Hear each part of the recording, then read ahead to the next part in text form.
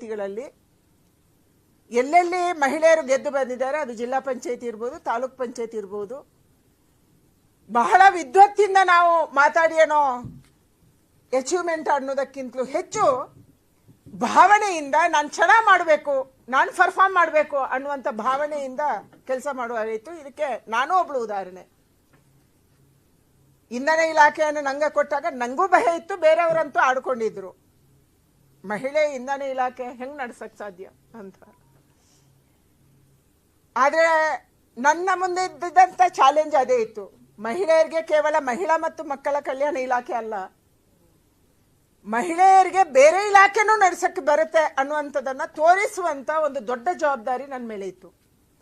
ಅದಕ್ಕಾಗಿ ಬೇರೆಯವರಿಂದ ಕಲಿತು ತಿಳ್ಕೊಂಡು ಅಧ್ಯಯನ ಮಾಡಿ ಆ ಇಲಾಖೆಯನ್ನು ನಾವು ನಡೆಸೋದಕ್ಕೆ ಪ್ರಯತ್ನ ಪಟ್ಟೆ. ನನಗೆ ಅನಿಸುತ್ತೆ ಅವತ್ತಿನ ಕಾಲಕ್ಕೆ ಅದೊಂದು ಬೆಸ್ಟ್ ಇಲಾಖೆ ಆಗಿತ್ತು ಅಂತ ಹೇಳಿ. ದೇಶದಲ್ಲಿ ಇವತ್ತು ಪಾರ್ಲಿಮೆಂಟಲ್ಲಿ ಮಹಿಳೆಯರು ಬರಬೇಕು, ಪ್ರಧಾನಿಯವರ ಕಲ್ಪನೆ ಏನು, ನರೇಂದ್ರ ಮೋದಿ ಅವರ ಕಲ್ಪನೆ ಏನು, ಪಾಲಿಸಿ ಮೇಕಿಂಗ್ ಅಲ್ಲಿ ಮಹಿಳೆ ಇರಬೇಕು. ಅದಕ್ಕಾಗಿ ಪ್ರಧಾನಿ ನರೇಂದ್ರ ಮೋದಿ ಅವರು ಅತ್ಯಂತ ದೊಡ್ಡ ಜವಾಬ್ದಾರಿಯನ್ನ ಮಹಿಳೆಯರಿಗೆ ಕೊಟ್ಟರು. ಆರಂಭದ ಸರ್ಕಾರದಲ್ಲಿ ನೀವು ಗಮನಿಸಿರ್ಬೋದು, ನಿರ್ಮಲಾ ಸೀತಾರಾಮನ್ ಅವರು ಇರ್ಬೋದು, ಸ್ಮೃತಿ ಇರಾನಿ ಇರ್ಬೋದು, ಅದಕ್ಕಿಂತ ಮೊದಲೇ ಸುಷ್ಮಾ ಸ್ವರಾಜ್ ಅವರು ವಿದೇಶಾಂಗ ಖಾತೆ, ನಿರ್ಮಲಾ ಸೀತಾರಾಮನ್ ಅವರು ಮೊದಲೇ ಮಂತ್ರಿ ಆದಾಗ ಕಾಮರ್ಸ್ ಡಿಪಾರ್ಟ್ಮೆಂಟು, ಸ್ಮೃತಿ ಇರಾನಿ ಅವರು HR D, ಇವತ್ತಿಗೂ ನಿರ್ಮಲಾ ಸೀತಾರಾಮನ್ ಅವರು ಫೈನಾನ್ಸ್ ಡಿಪಾರ್ಟ್ಮೆಂಟು, ಅದಕ್ಕೆ ಮೊದಲು ಡಿಫೆನ್ಸು. ಯಾಕೆ ಇದನ್ನು ಕೊಡಕ್ಕೆ ಶುರು ಮಾಡಿದ್ರು ಅಂದ್ರೆ ಮಹಿಳೆಯರು ಪರ್ಫಾರ್ಮ್ ಮಾಡಬಲ್ಲರು ಅನ್ನುವಂಥದ್ದನ್ನ ದೇಶಕ್ಕೆ ನಾವು ತೋರಿಸಬೇಕು ಅಂತ. ನಮ್ಮ ದೇಶ ತೋರಿಸಿದೆ, ದೇಶ ಪ್ರಧಾನಿಯನ್ನು ಕೂಡ ಮಾಡಿದೆ. ಯಾವ ದೇಶದಲ್ಲಿ ವೋಟಿಂಗ್ ರೈಟ್ ಇರಲಿಲ್ಲ ಅಂತ ಕಾಲಕ್ಕೆ ನಮ್ಮ ದೇಶದಲ್ಲಿ ಪ್ರಧಾನಿನೂ ಆಗಿದ್ರು, ಪಾರ್ಟಿ ಬೇರೆ ಇರ್ಬೋದು, ಅಂತ ಒಂದು ಮುಂದುವರಿದ ಯೋಚನೆ ಇರುವಂತ ದೇಶ ಇದು. ಅದಕ್ಕಾಗಿ ಇವತ್ತು ಪ್ರಧಾನಿಗೆ ಅನಿಸಿದೆ ಮಹಿಳೆಯರಿಗೆ ರಿಸರ್ವೇಶನ್ ಬರಬೇಕು. ನಾನು ಯಾವಾಗಲೂ ಒಂದು ಮಾತು ಹೇಳ್ತೀನಿ, ಪರಿಶಿಷ್ಟ ಜಾತಿ ಪರಿಶಿಷ್ಟ ವರ್ಗಕ್ಕೆ ಮೀಸಲಾತಿ ಇಲ್ಲದೆ ಹೋದ್ರೆ ಅಷ್ಟೊಂದು ಸಂಖ್ಯೆಯ SC ST ಜನ ಇವತ್ತು MLA ಅಥವಾ MP ಆಗ್ತಿರ್ಲಿಲ್ಲ. ನಾನು ಯಾವಾಗಲೂ ನನ್ನ ಕ್ಷೇತ್ರದ, ನನ್ನ ಮನೆ ಊರಿನ ಕ್ಷೇತ್ರದ ಉದಾಹರಣೆ ಕೊಡ್ತೀನಿ. ಸುಳ್ಯ ಅಂಗಾರ ಅಥವಾ ಇವತ್ತು ಭಾಗೀರಥಿ, ನನ್ನ ಮನೆ ಇರುವಂತ ಕರದ್ಲಾಜ ಮನೆ ಇರುವಂತ ಕ್ಷೇತ್ರದಲ್ಲಿ MLA ಇಷ್ಟೊಂದು ಲಾಂಗ್ ಟೈಮ್ ಆಗಿದ್ದಾರೆ ಅಂತಂದ್ರೆ ಮೀಸಲಾತಿಯ ಕಾರಣಕ್ಕಾಗಿ, ಇಲ್ಲಾಂದ್ರೆ ಅಲ್ಲಿ ಯಾರೋ ಒಕ್ಕಲಿಗರು ಅಥವಾ ಬೇರೆ ಯಾರೋ ಆಗ್ತಿದ್ರು. ಯಾಕಂದ್ರೆ ಸ್ಟ್ರಾಂಗ್ ಸಮಾಜದಲ್ಲಿ ಸ್ಟ್ರಾಂಗ್ ಅವರೇ ಇರ್ತಾರೆ, SCಗೆ ಕೊಡುವಂತ ಪ್ರಶ್ನೆನೇ ಬರಲ್ಲ. ಅದಕ್ಕಾಗಿ ಇವತ್ತು ಮೀಸಲಾತಿಯ ಮೂಲಕ ನಮ್ಮನ್ನ ಗಟ್ಟಿ ಮಾಡುವಂತ ಕೆಲಸಕ್ಕೆ ನರೇಂದ್ರ ಮೋದಿ ಅವರು ಕೈ ಹಾಕಿದ್ದಾರೆ. ನಾನು ಅವರಿಗೆ ಅಭಿನಂದನೆಗಳನ್ನು ಸಲ್ಲಿಸ್ತಾ ಇದ್ದೀನಿ. ಇದಕ್ಕೆ ಪೂರಕವಾಗಿ ಹಲವಾರು ಯೋಜನೆ ಆಗಿದೆ. ಶಿಕ್ಷಣದಲ್ಲಿ ನಮಗೆ ಆದ್ಯತೆ ಸಿಕ್ಕಿದೆ. ಓದೋದಕ್ಕೆ ಸಾಲದಿಂದ ಹಿಡಿದು ಹಾಸ್ಟೆಲಿಂದ ಹಿಡಿದು ಇದನ್ನು ಕೊಡೋದಕ್ಕೆ ಆರಂಭದಲ್ಲಿ ಶುರು ಮಾಡಿದ್ರು. ಹೆಣ್ಣುಮಕ್ಕು ಹುಟ್ಟಿದ ತಕ್ಷಣ ಅವಳ ಹೆಸರಲ್ಲಿ ದುಡ್ಡು ಇಡಿ, ಸೇವಿಂಗ್ ಮಾಡಿ ಅನ್ನುವಂಥದ್ದನ್ನು ಹೇಳಿದ್ರು. ಇವತ್ತು ಸುಮಾರು 3.5 ಕೋಟಿ ಹೆಣ್ಮಕ್ಳು ಯಾರು ಹುಟ್ಟಿದ್ದಾರೆ ಕಳೆದ 10 ವರ್ಷದಲ್ಲಿ, ಅವರ ಹೆಸರಲ್ಲಿ ತಂದೆ ತಾಯಿ ಸೇವಿಂಗ್ ಮಾಡಿದ್ದಾರೆ. ಸೇವಿಂಗ್ ಮಾಡೋದು ತಂದೆ ತಾಯಿ, ಆದರೆ ಅದಕ್ಕೆ ಪ್ರೇರಣೆಯನ್ನು ಕೊಟ್ಟರು. ಸಾಮಾಜಿಕವಾಗಿ ನಮ್ಮನ್ನ ಗಟ್ಟಿ ಮಾಡುವಂಥದ್ದನ್ನ ಮಾಡಿದ್ರು. ನಮ್ಮ ವಿರುದ್ಧ ದೌರ್ಜನ್ಯ ಆದಂತ ಸಂದರ್ಭದಲ್ಲಿ ಅದಕ್ಕೆ ಕಾನೂನಿನ ರಕ್ಷಣೆಯನ್ನು ಕೊಡುವಂತ ಬಿಲ್ಗಳನ್ನು ತಂದ್ರು. ಆರ್ಥಿಕವಾಗಿ ಸದೃಢ ಮಾಡಕ್ಕೆ ಯಾವ ಯಾವ ಯೋಜನೆ ಇದೆ, ಅದು ಸ್ಟಾರ್ಟ್ಅಪ್ ಇರ್ಬೋದು, ಅದು ನಂದೇ ಇಲಾಖೆ ಆದಂತ MSME ಇಂಡಸ್ಟ್ರಿಗೆ ಕೊಡುವಂತ ಆದ್ಯತೆ ಇರ್ಬೋದು, ಖರೀದಿ ಬಗ್ಗೆ ಇರುವಂತದ್ದು ಇರ್ಬೋದು, MSMEಗಳಿಂದ ಸ್ಟ್ಯಾಂಡಪ್ ಇಂಡಿಯಾ ಇರ್ಬೋದು, ಮುದ್ರಾ ಇರ್ಬೋದು, ಅತ್ಯಂತ ಹೆಚ್ಚು ಲೋನು ಕೊಟ್ಟಿರುವಂತದ್ದು ಇವತ್ತು ದೇಶದಲ್ಲಿ ಮಹಿಳೆಯರಿಗೆ. ಅಂದ್ರೆ ಒಟ್ಟು ಮುದ್ರಾದಲ್ಲಿ 69% ಮಹಿಳೆಯರು ಲೋನ್ ತಗೊಂಡಿದ್ದಾರೆ. ಅದು ಬ್ಯೂಟಿ ಪಾರ್ಲರ್ ಇರ್ಬೋದು, ಅದು ಬೇರೆ ಬೇರೆ ಚಿಕ್ಕ ಪುಟ್ಟ, ಅಥವಾ ಫುಡ್ ಪ್ರೊಡಕ್ಷನ್ಗೆ ಜಾಸ್ತಿ, ಫುಡ್ ಪ್ರೊಸೆಸಿಂಗ್ಗೆ ಜಾಸ್ತಿ. ಈವನ್ MSME ಅಲ್ಲಿ PMEGP ಲೋನ್ ಅಲ್ಲಿ, ಎಂಪ್ಲಾಯ್ಮೆಂಟ್ ಜನರೇಷನ್ ಸ್ಕೀಮ್ ಅಲ್ಲಿ ಮಹಿಳೆಯರು ಸುಮಾರು 49% ತಗೊಂಡಿದ್ದಾರೆ. ಈ ರೀತಿ ಬೇರೆ ಬೇರೆ ಯೋಜನೆಗಳಲ್ಲಿ ಕೂಡ ಆರ್ಥಿಕವಾಗಿ ಮಹಿಳೆಯನ್ನು ಸದೃಢ ಮಾಡಬೇಕು. ದ್ರೋಣ್ ಕೊಟ್ರೆ ದ್ರೋಣ್ ದೀದಿ ಅಂತ ಕರೆದ್ರು, ಅವರಿಗೆ ನಾವು ಟ್ರೈನಿಂಗ್ ಕೊಟ್ವಿ. ನಾವು ಕೃಷಿ ಇಲಾಖೆಯಲ್ಲಿ ನಾನು ಮಂತ್ರಿ ಇದ್ದಾಗ ಮಹಿಳೆಯರಿಗೆ ದ್ರೋಣ್ ಟ್ರೈನಿಂಗ್ ಕೊಡಬೇಕು ಅನ್ನುವಂಥದ್ದನ್ನ ಯೋಚನೆ ಮಾಡಿ ಇವತ್ತು ದ್ರೋಣ್ ದೀದಿ ಆಗಿದ್ದಾರೆ, ಲಖಪತಿ ದೀದಿ ಆಗಿದ್ದಾರೆ. SHG ಗ್ರೂಪಿಗೆ ನಾವು ಸುಮಾರು 10 ಕೋಟಿ ಹೆಣ್ಮಕ್ಳು ಇರುವಂತ ಸುಮಾರು 90 ಲಕ್ಷ SHG ಗ್ರೂಪಿಗೆ ನಾವು ಸಹಾಯ ಮಾಡಿದ್ವಿ. ಹೀಗೆ ಆರ್ಥಿಕವಾಗಿ ಮಹಿಳೆಯರನ್ನ ಸದೃಢ ಮಾಡೋದಕ್ಕೆ ಯೋಜನೆಯನ್ನ ಪ್ರಧಾನಮಂತ್ರಿಯವರು ಯೋಚನೆ ಮಾಡಿದ್ರು. ಕೊನೆಯದಾಗಿ ನಾವು ನಿರ್ಣಯದಲ್ಲಿ ಇರಬೇಕು. ಅದು ವಿಧಾನಸಭೆಯಲ್ಲಿ ಇರಬೇಕು, ರಾಜ್ಯಸಭೆ ಲೋಕಸಭೆಯಲ್ಲಿ ಇರಬೇಕು. ಆದರೆ ಅಡಿಪಾಯ ಅಥವಾ ಒಂದು ಕೇಂದ್ರ ಎಲ್ಲಿರಬೇಕು ಅಂತ ನಿರ್ಧಾರ ಮಾಡಿದಾಗ ಪ್ರಧಾನಿಯವರು ಯೋಚನೆ ಮಾಡಿದ್ರು, ಮೊದಲು ನನ್ನಿಂದ ಶುರುವಾಗಬೇಕು, ನಾನು ಇದಕ್ಕೆ ಆದ್ಯತೆ ಕೊಡಬೇಕು. ನಾನು ಆದ್ಯತೆ ಕೊಟ್ಟಾಗ ರಾಜ್ಯಗಳವರು ಕೊಡ್ತಾರೆ, ಇಲ್ಲಾಂದ್ರೆ ಮಾತಾಡುವ ಹಕ್ಕಿರಲ್ಲ. ಅದಕ್ಕಾಗಿ ಇವತ್ತು ಹೆಚ್ಚು ಸೀಟುಗಳನ್ನು ಕೂಡ ಕೊಟ್ಟು ಮಹಿಳೆಯರನ್ನ ಗೆಲ್ಲಿಸಿಕೊಳ್ಳುವಂಥದ್ದಾಯಿತು. ನಿಮ್ಗೆಲ್ಲರಿಗೂ ಗೊತ್ತಿದೆ, ಮೊದಲ ಇಲೆಕ್ಷನ್ 1957ರಲ್ಲಿ ಆದಾಗ 3% ಮಹಿಳೆಯರಿದ್ವಿ ನಾವು. 3% ಅಲ್ಲಿ ಸುಮಾರು 22 ಜನ ಮಹಿಳೆಯರು ಮೊದಲ ಪಾರ್ಲಿಮೆಂಟ್ ಅಲ್ಲಿ ಇದ್ರು. ಅದು ಕಡಿಮೆ ಅಲ್ಲ.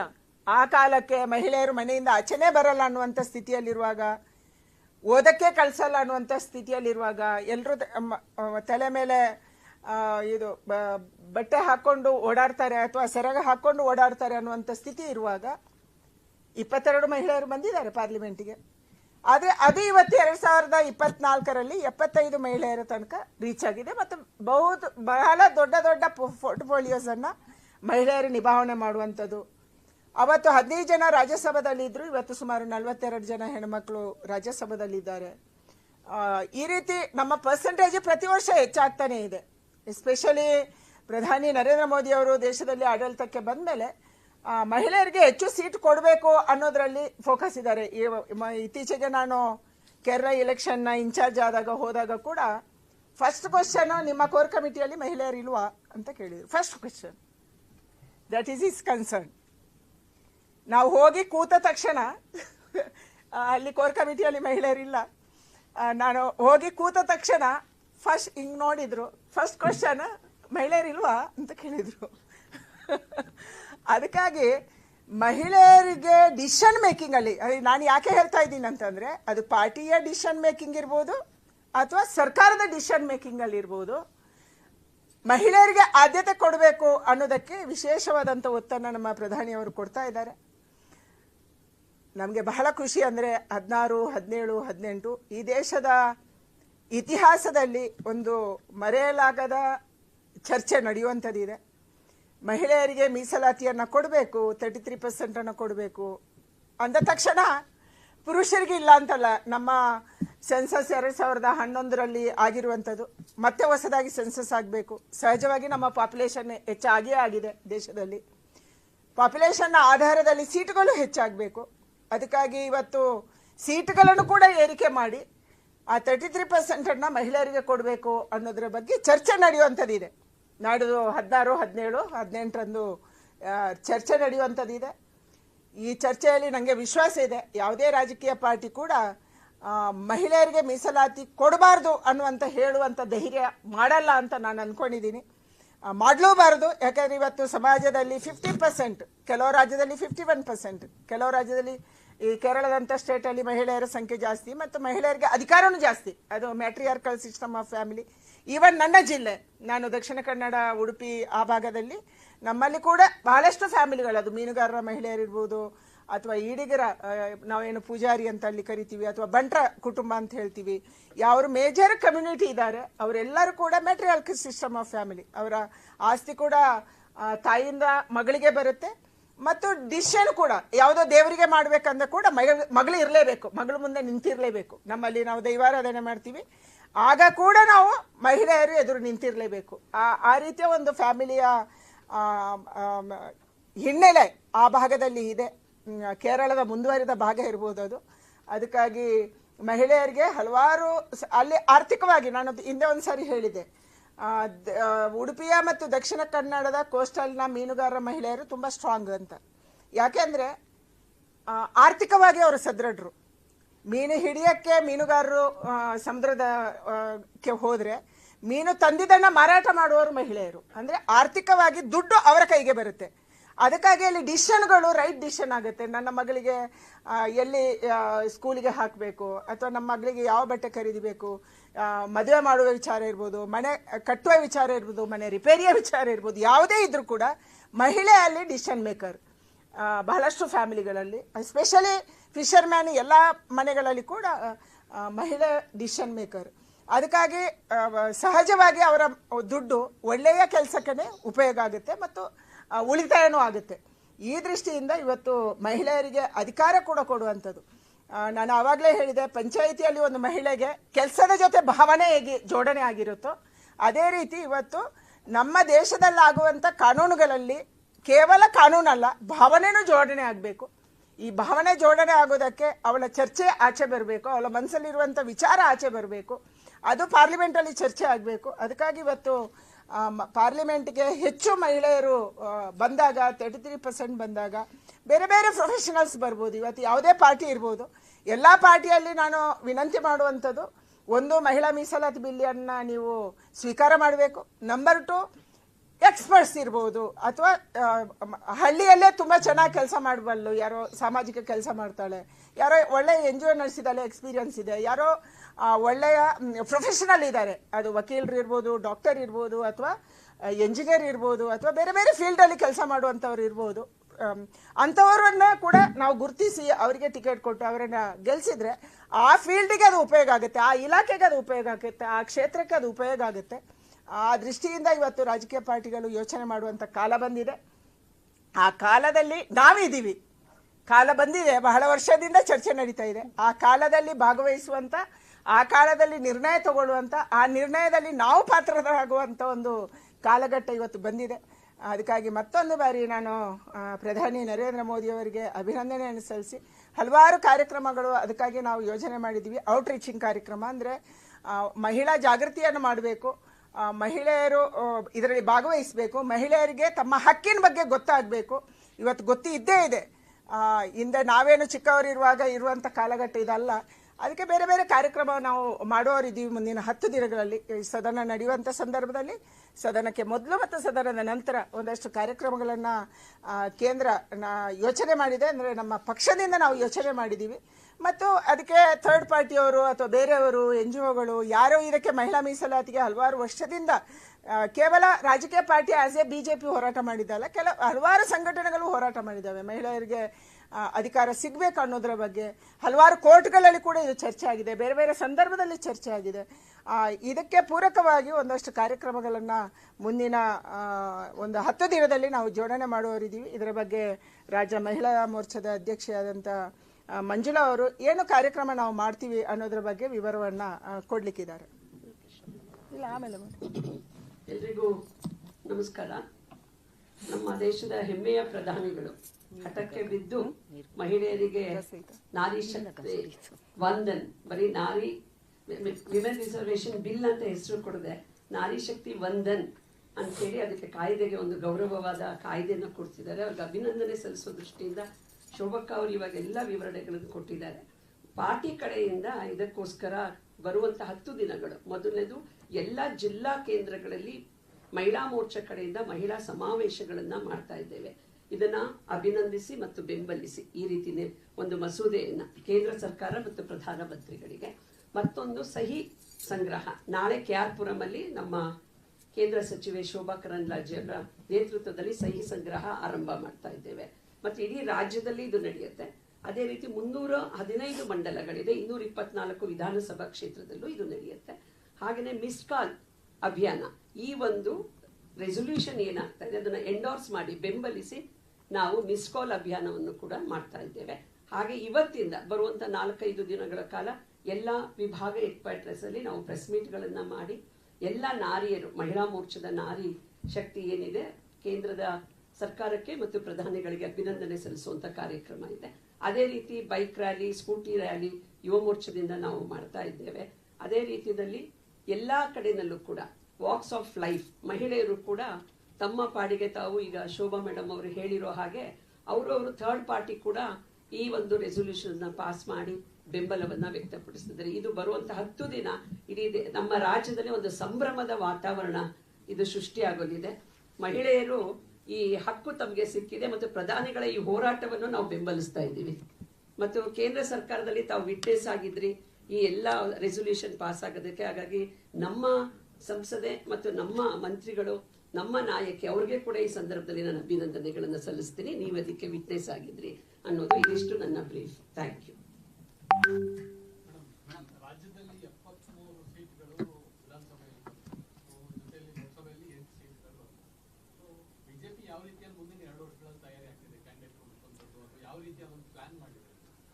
ನಾನು ಇವಾಗಲೇ ಹೇಳಿದೆ, ಎಲ್ಲ ರಾಜಕೀಯ ಪಾರ್ಟಿಗಳು ಕೂಡ ಯಾರು ಸಮಾಜದಲ್ಲಿ ಕೆಲಸ ಮಾಡ್ತಾ ಇದ್ದಾರೆ, ಸಾಮಾಜಿಕವಾಗಿ ಈಗಾಗಲೇ ಕೆಲಸ ಮಾಡ್ತಿದ್ದಾರೆ, ಯಾರು ಆಕ್ಟಿವ್ ಮಹಿಳೆಯರಿದ್ದಾರೆ, ಯಾರು ಪ್ರೊಫೆಷನಲ್ಸ್ ಇದ್ದಾರೆ, ಯಾರು ಭಾರತೀಯ ಜನತಾ ಪಾರ್ಟಿ ಅಥವಾ ಕಾಂಗ್ರೆಸ್ ಅಥವಾ ಜನತಾ ದಳದಲ್ಲಿ ಆಕ್ಟಿವ್ ಆಗಿ ಪಾರ್ಟಿಯಲ್ಲಿ ಕೆಲಸ ಮಾಡ್ತಿದ್ದಾರೆ, ಬೇಸಲ್ಲಿದ್ದಾರೆ, ಯಾರೋ ಜಿಲ್ಲಾ ಪಂಚಾಯತ್ಗೆ ಚುನಾವಣೆ ಸ್ಪರ್ಧೆ ಮಾಡಿದ್ರು, ಗೆದ್ದಿದ್ರು, ಸೋತಿದ್ರು, ಯಾರಿಗೆ ಚುನಾವಣೆ ಅನುಭವ ಇದೆ, ಇಂಥವರಿಗೆ ಹೆಚ್ಚು ಆದ್ಯತೆಯನ್ನು ಕೊಡಬೇಕು ಅನ್ನುವಂಥದ್ದು ನಮ್ಮ ಒಂದು ತಯಾರಿ ಇದೆ. ನನಗೆ ಅನಿಸುತ್ತೆ ಎಲ್ಲ ರಾಜಕೀಯ ಪಾರ್ಟಿಗಳು ಇದೇ ರೀತಿಯ ತಯಾರಿಯನ್ನು ಮಾಡ್ತಾ ಇರ್ಬೋದು. ಯಾಕೆಂದರೆ ಪಾರ್ಲಿಮೆಂಟಿಗೆ ಹೋಗುವಂಥ ಮೆಂಬರ್ ಆಗಿರೋದಕ್ಕೆ ಸ್ವಲ್ಪ ಸಹಜವಾಗಿ ಮಾನಸಿಕವಾಗಿ ಕೂಡ ತಯಾರಿಯನ್ನು ಮಾಡಿಕೊಂಡು ತನ್ನಂತಾನು ಶಕ್ತಿಗೊಳಿಸಿಕೊಂಡು ಹೋಗುವಂಥ ಅಗತ್ಯ ಇದೆ. ಅಥವಾ ಅಲ್ಲಿ ಹೋದ ಮೇಲೆ 1 ವರ್ಷ 2 ವರ್ಷದಲ್ಲಿ ಸಹಜವಾಗಿ ಕಲಿತೀವಿ.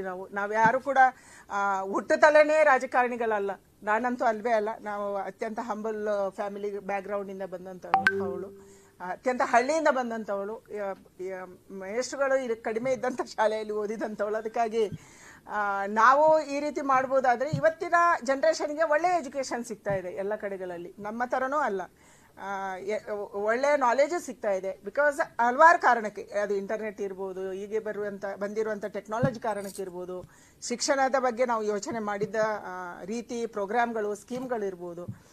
ನನಗೆ ಅನಿಸುತ್ತೆ ಒಳ್ಳೆಯ ಮಹಿಳೆಯರು, ಎಜುಕೇಟೆಡ್ ಅಥವಾ ಅನ್ಎಜುಕೇಟೆಡ್ ಯಾರೇ ಇರಲಿ, ಸಮಾಜದ ಬಗ್ಗೆ ಯೋಚನೆ ಮಾಡುವಂಥ ಮಹಿಳೆಯರು ಹೆಚ್ಚೆಚ್ಚು ಬರ್ತಾರೆ ಅನ್ನುವಂಥ ವಿಶ್ವಾಸ ಇದೆ. ಆ ರೀತಿ ನಾವು ಗುರುತಿಸುವಂಥದ್ದನ್ನು ಇವಾಗಲಿಂದಲೇ ಶುರು ಮಾಡಬೇಕು ಮತ್ತು ಅವರಿಗೆ ಸ್ವಲ್ಪ ಇನ್ನೂ ಪುಷಪ್ ಕೊಡುವಂಥದ್ದನ್ನು ನಾವು ಮಾಡ್ತೀವಿ. ಆ ರೀತಿಯ ಪ್ಲಾನಿಂಗ್ ಅನ್ನು ಕೂಡ ಮಾಡ್ಕೊಂತೀವಿ.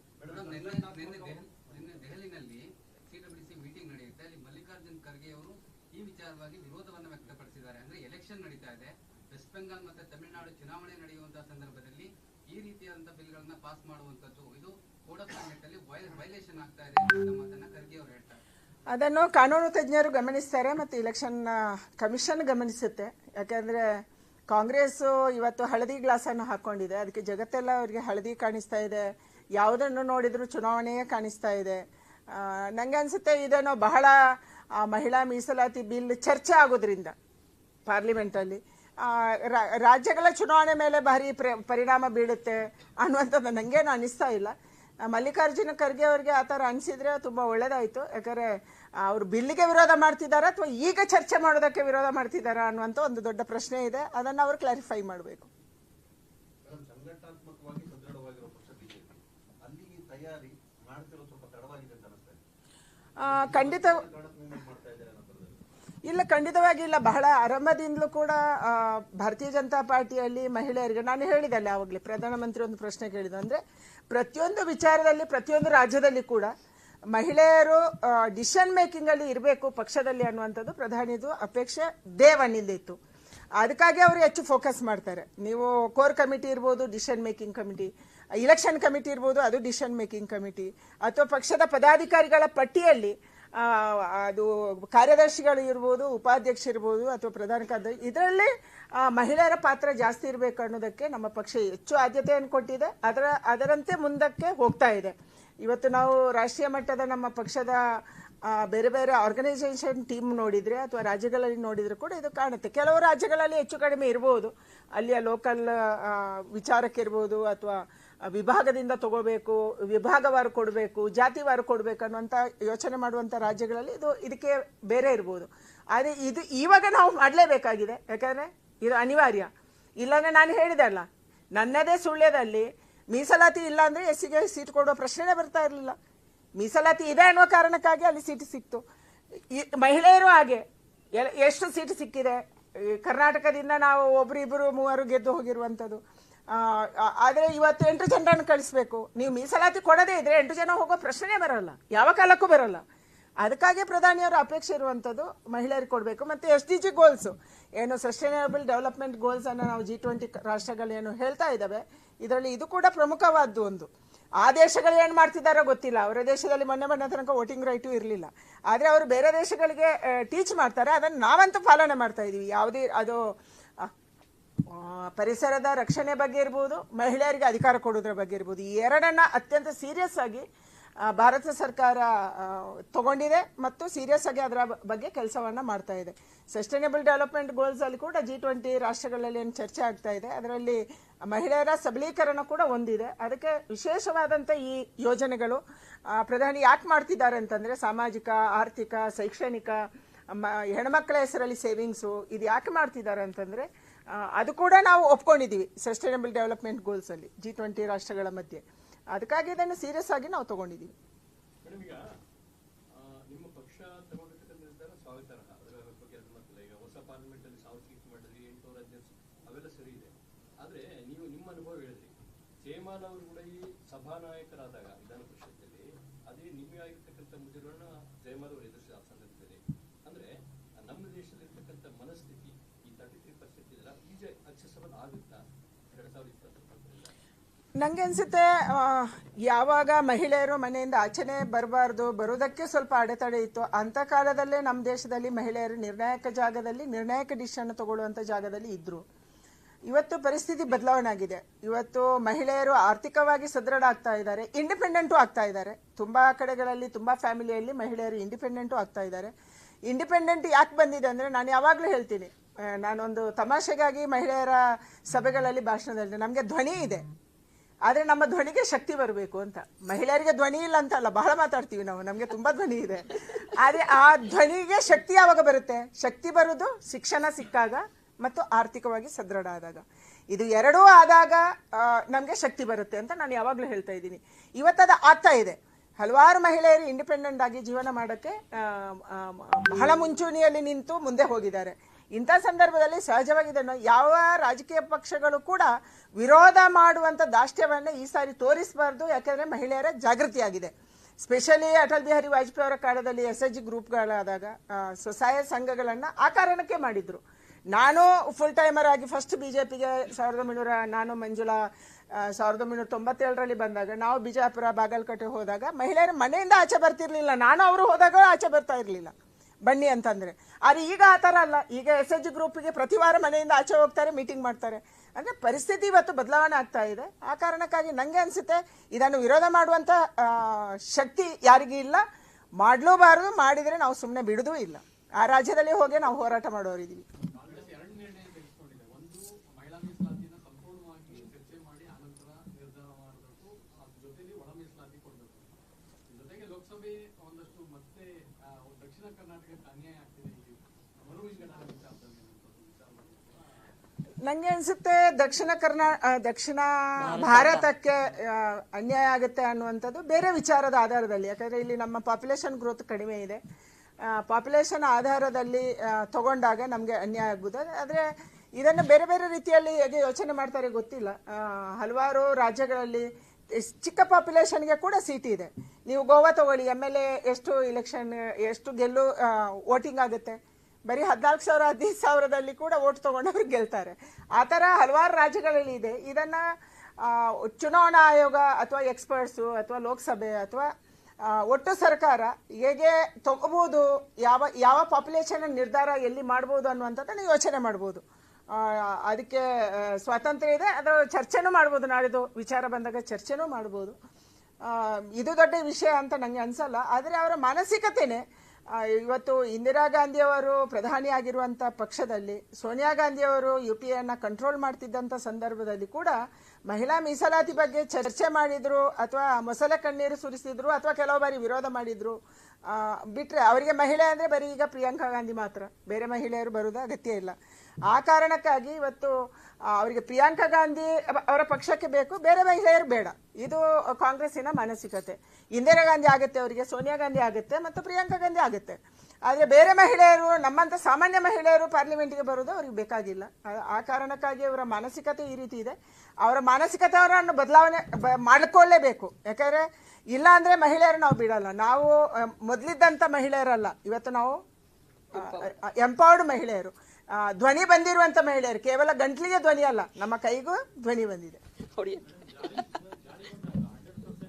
ಸಾಮಾನ್ಯ ಮಹಿಳೆಯರಿಗೆ, ಸಾಮರ್ಥ್ಯದ ಮಹಿಳೆಯರಿಗೆ ಸಿಗೋದಕ್ಕಿಂತ ರಾಜಕೀಯ ಹಿನ್ನೆಲೆ ಕುಟುಂಬದ ಮಹಿಳೆಯರಿಗೆ ಸಿಗುವಂತ ಹೋಗುವಂತ ಅಪಾಯ ಇರೋದಿಲ್ವಂತ. ಯಾಕಂದ್ರೆ ನಮ್ಮದೇ ರಾಜ್ಯದಲ್ಲಿ ಲೋಕಸಭಾ ಚುನಾವಣೆ, ರಾಜ್ಯಸಭಾ ಚುನಾವಣೆ ಮತ್ತೆ ವಿಧಾನಸಭೆ ಸ್ಥಳೀಯ ಸಂಸ್ಥೆಗಳಲ್ಲೂ ಕೂಡ ನಾವು ನೋಡಿದ್ದೇವೆ, ಪತಿಗೆ ಟಿಕೆಟ್ ಸಿಕ್ಕಿಲ್ಲ, ಮಾಜಿ ಶಾಸಕ ಆಗಿದ್ರೆ ಪತ್ನಿಗೆ ಕೊಡುವಂತ, ಕುಟುಂಬದಲ್ಲಿ ಕೊಡುವ ಇಂಥ ಅಪಾಯಕ್ಕೆ ಈಗ ಸಾಧ್ಯ ಆಗೋದಿಲ್ಲ. ಖಂಡಿತ ಇಲ್ಲಿ ಕೂತಿರುವಂಥ ಯಾವುದೇ ಮಹಿಳೆಯರು ಕೂಡ ನಮಗೆ ರಾಜಕೀಯ ಹಿನ್ನೆಲೆ ಇಲ್ಲ. ಮೇ ಬಿ ರೂಪಾಲಿ ನಾಯಕ್ ಇರ್ಬೋದು ಅಥವಾ ಮಂಜುಳಾ ಇರ್ಬೋದು, ನಾವು ಯಾರೇ ಇರ್ಬೋದು, ನಮಗೆ ಯಾರಿಗೂ ಕೂಡ ರಾಜಕೀಯ ಹಿನ್ನೆಲೆ ಇಲ್ಲ. ಯಾರು ಪಕ್ಷದಲ್ಲಿ ಕೆಲಸ ಮಾಡ್ತಾರೆ ಅವರನ್ನು ಪಕ್ಷ ಗುರುತಿಸುತ್ತೆ ಅನ್ನೋದಕ್ಕೆ ನಾವು ಉದಾಹರಣೆ. ನಂಗಂತೂ ಯಾವುದೇ ಹಿನ್ನೆಲೆ ಇಲ್ಲ, ಆರ್ಥಿಕವಾಗಿಯೂ ಇಲ್ಲ ಅಥವಾ ರಾಜಕೀಯವಾಗಿಯೂ ಇಲ್ಲ. ಆದರೆ ಪಕ್ಷಕ್ಕೆ ನಾವು ಕೆಲಸ ಮಾಡಿದ್ದೀವಿ, ರಾಜ್ಯದಾದ್ಯಂತ ಓಡಾಡಿದ್ದೀವಿ. ಪಕ್ಷ ಏನು ಕೆಲಸ ಕೊಡುತ್ತೆ ಅದನ್ನು ನಾವು ಮಾಡ್ತೀವಿ. ಆ ಕಾರಣಕ್ಕಾಗಿ ಇವತ್ತು ಪಕ್ಷ ನಮ್ಮನ್ನು ಗುರುತಿಸ್ತಿದೆ. ಎಲ್ಲ ರಾಜಕೀಯ ಪಾರ್ಟಿಗಳು ಈ ದೃಷ್ಟಿಯಿಂದಲೇ ಗುರುತಿಸಬೇಕು ಅನ್ನುವಂಥ ವಿನಂತಿ ಇದೆ, ಮತ್ತು ಅದೇ ಆಗುತ್ತೆ. ಬಹಳ ದಿನ ಇದು ರಾಜಕಾರಣ ನಡೆಯುತ್ತೆ ಒಂದು ವರ್ಗ ಕುಟುಂಬದಿಂದ ಕುಟುಂಬಕ್ಕೆ ಅನ್ನುವಂಥದ್ದು ನನಗೇನು ಅನಿಸಲ್ಲ. ಆ ರೀತಿ ಹಲವಾರು ಬಾರಿ ಫೈಲೂರು ಆಗಿದ್ದಾರೆ. ಇವತ್ತು ಆ ಥರ ಇದ್ದಿದ್ರೆ ಸಿದ್ದರಾಮಯ್ಯನ ಮಗ ಯತೀಂದ್ರ ಗೆಲ್ಲಬೇಕಾಗಿತ್ತಲ್ಲ, ಗೆಲ್ಲಿಲ್ಲ. ಹಲವಾರು ಉದಾಹರಣೆಗಳು ಆ ರೀತಿ ಇದೆಯಲ್ಲ. ಥ್ಯಾಂಕ್ ಯು, ಧನ್ಯವಾದ. ಸ್ಪೆಷಲ್ ಸೆಷನ್ ಡಿಬೇಟ್ಸ್ಗೆ ಶಾರ್ಟ್ ಇರುತ್ತೆ, ಅಂದ್ರೆ ಶಾರ್ಟ್ ಟೈಮ್ ಅನ್ಸುತ್ತೆ, ಸ್ವಲ್ಪ ಲೆಂತಿ ಪೀರಿಯಡ್ ಬೇಕಂತ ಅನ್ಸುತ್ತೆ. 3 ದಿನ ಚರ್ಚೆ ಆದಮೇಲೆ ಮೇ ಬಿ ನೆಕ್ಸ್ಟ್ ಪಾರ್ಲಿಮೆಂಟಿಗೆ ಕಂಟಿನ್ಯೂ ಆಗ್ಬೋದು ಅಥವಾ ಸಮಯ ಸಿಗ್ಬೋದು. Let us see. ಅಟ್ಲೀಸ್ಟ್ ಶುರುವಾತ್ ಅಂತ ಆಗಿದೆ, ಗುಡ್ ಬಿಗಿನಿಂಗ್.